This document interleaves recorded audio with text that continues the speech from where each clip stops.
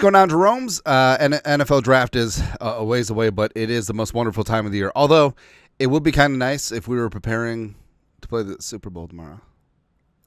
Just imagine, team hotel tonight, Beasy and Metellus cooking up some sort of a turnover celly. Would have been great, is what it is. But Kwesi has to redeem himself. First three drafts, mixed bag, we'll say. Right, but hell, if J.J. McCarthy, Diamond Dallas Turner pan out, everything is good. All is forgiven. But we're going to fire up a 7-round Vikings mock draft. But as we always do, we like to lay out the framework of what happens in free agency. So here's a rough guesstimation what went on. So Darnold leaves, J.J. starter, then bring back Daniel Jones. Put that out there. The re-sign Murph and Bynum. Reisner leaves. Harrison returns for one more season. Cam Akers and Aaron Jones back at a reduced deal, but still. Should hit up running back in this draft, notably at UDFAs, right? So we'll talk about that. Also, signing Trey Smith, Zach Martin, so completely rebuilding, revamping that offensive line. Rasul Douglas, and then Garrett Bradbury remains. That's right, man. So let's get this thing fired up. All right, so as we've laid out before, even though the Vikings do not have a 7th-round pick from Pittsburgh at 239, we like to hang on to that to make that our priority UDFA. So basically someone who's in the 7th round range, probably won't be drafted, might not be drafted, and the Vikings go hard in the paint to grab them as a UDFA. So let's start. Enhance. I like it. All right, so let's recap what happened so far. Ward, Shedora, QB 1 and 2, which, I don't know. Shades of the Jameis Mariota season. Abdul goes to the Giants. That just falls into his lap. Hunter goes to the Patriots. Hunter and Gonzo, long term. And then Hunter. So I don't think that Hunter is going to be a full-time. I don't think the Hunter is going to be a full-time cornerback and wide receiver. I think that's ludicrous in the NFL as well as an 18-game season. I think he'll be a full-time corner, and I think that he'll have like a certain package as a wide receiver. All right, so Hunter being a great weapon here makes sense. Will Johnson goes to Jaguars. Tet to the Raiders. Starks, Graham, Pierce, Tyler Warren. Oh, it's interesting. So instead of Genty, instead of offensive line, they go with Tyler Warren. They got Cole Kmet. They got 97 bajillion tight ends. But it's all right. Will Campbell, Simmons, LB3 goes to Dolphins. Morrison goes to the Colts. I like that pick a lot. If Morrison's health checks out, I think that he could be cornerback 3 in this class behind, obviously, Hunter and Will Johnson. Let's see here. We got Egbuka going to the Falcons. Genty going to the Cardinals, which, I don't know, like James Conner is getting a little bit longer in the tooth, but I don't know. I feel like I feel like the Cowboys would not pass up on Genty. Even the Niners, too. Like, is McCaffrey done? Who knows? But Shamar Stewart, Michael Banks, Mike Green goes to the Broncos with Bonito. It's kind of fun. Sawyer, Kenneth Grant, unfortunately goes to the Packers 23. So the Vikings on the clock at 24. A lot of ways to go here. So Walter Nolan up there at the top. Omarion Hampton, Gray Zabel, Nick Scorton, who we'll talk about, Tyleek, Connolly, Jade Barron is there, Demetrius Knight, Trey Amos, Ravel, nice little patch of cornerbacks / do-it-all DBs. TJ Sanders I like a lot. But we are going to go with Nick Scorton. So I understand it's like, whoa, he's an edge rusher. What do you need? No, Scorton is a 5-tech. And the Vikings running the 3-4, running an odd man front. You need those 5-techs, and you need power at those spots. And Scorton brings that in spades. He's 6'4", 280, spent 2 years at Purdue, then transferred to A&M. I mean, A&M and Ole Miss and South Carolina, I mean, they just loaded up on transfers, man. Love the NIL. But he's got power, rushes with a plan. He's not as long as you would want a true 5-tech to be, but he certainly can get things done. 36 pressures, 2 sacks in 2024. I understand that's not eye-popping numbers, but 10 sacks his sophomore year at Purdue in 2023. Have him be that strong side 5-tech who can get his own pass rush as well. Frankly, I understand it's not like the sexiest pick in the world, but I just like, obviously Verse isn't a 5-tech, but there are some shades of that there. just power, diesel on the edge, a little bit of quickness as well. I think Scorton's really going to make a name for himself very quickly in the National Football League. Next, so you got Tate Ratledge, who we've talked about before. You got R.J. Harvey, who's freaking love R.J. Harvey, man. Like he's my guy. I got Jared Wilson also there chilling. Hey, Mr. Wilson. DJ Giddens, Jordan Phillips, who we talked about before, run stuffing nose tackle from Maryland, formerly Auburn. Kobe Bryant. I mean, Kobe's kind of polarizing, and not just because of a namesake. Like Makuba. I mean, Texas is just loaded at DBs this year. But we are going to go with Jared Wilson in this spot. So Wilson, I understand, right? So there's concern there that, well, how good can he be if he was a one-year starter? It's kind of fair. But remember, Georgia's been stacked up and racked up along the offensive line. But Wilson, 6'3", 310, 84.9 PFF pass block grade this year, which is good. It's pretty good.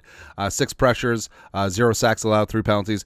Good punch, plays a good leverage, adequate anchor as well.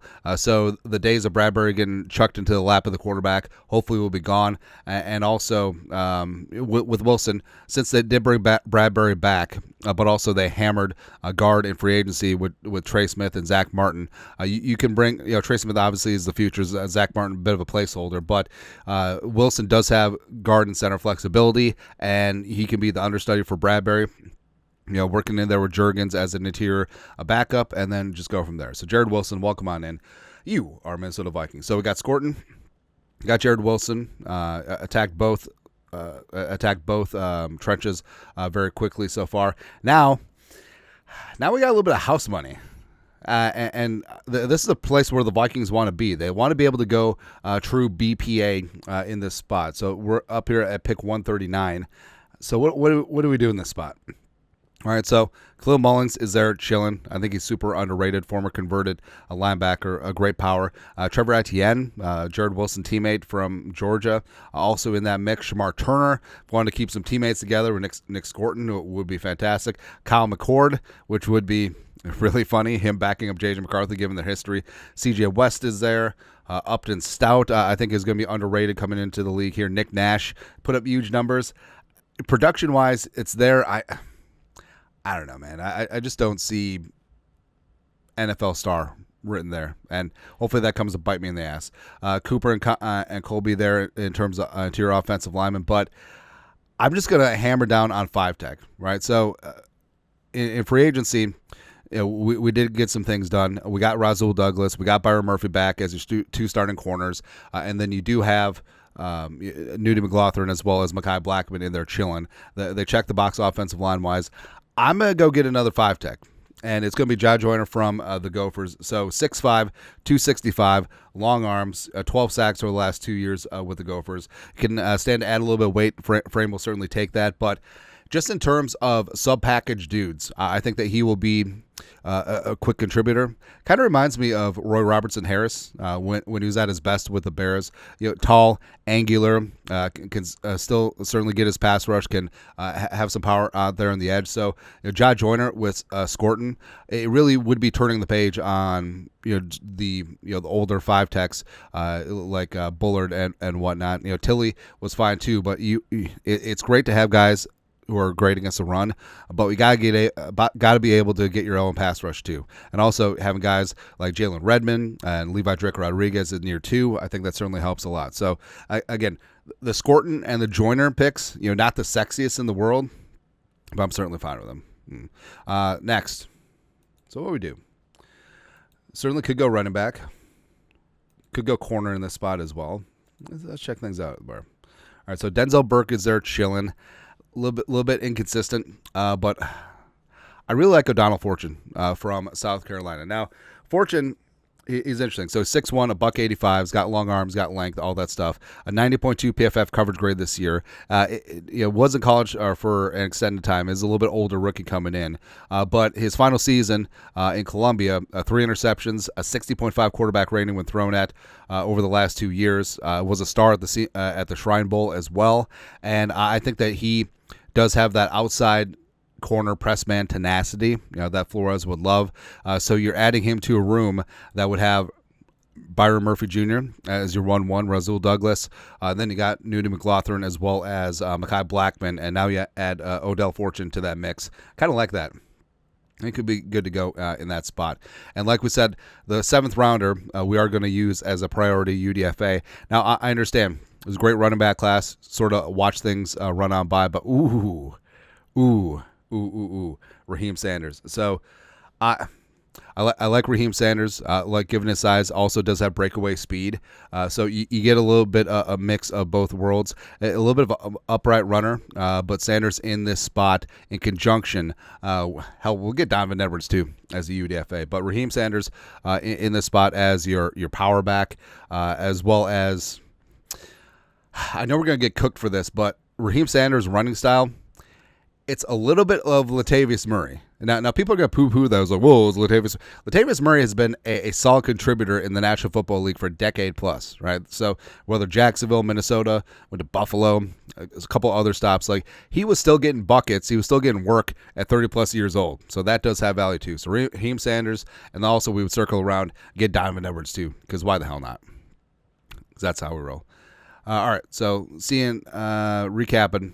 So you got Murph, you got Rasul Douglas at corner, Beasley's back at safety, Harrison's back for one more time, Akers and Jones are back at running back, Trey Smith, Zach Martin at the guards, Bradbury is still there chilling, and then the draft-wise, I'm really happy with how this turned out, not gonna lie. All right, so Nick Scorton, as well as Jai Joyner, doubled up on the 5 techs in that spot. I got Jared Wilson as your heir apparent at center. O'Donnell Fortune, feisty press man corner on the outside. I think it's huge value in the back end of the 5th round.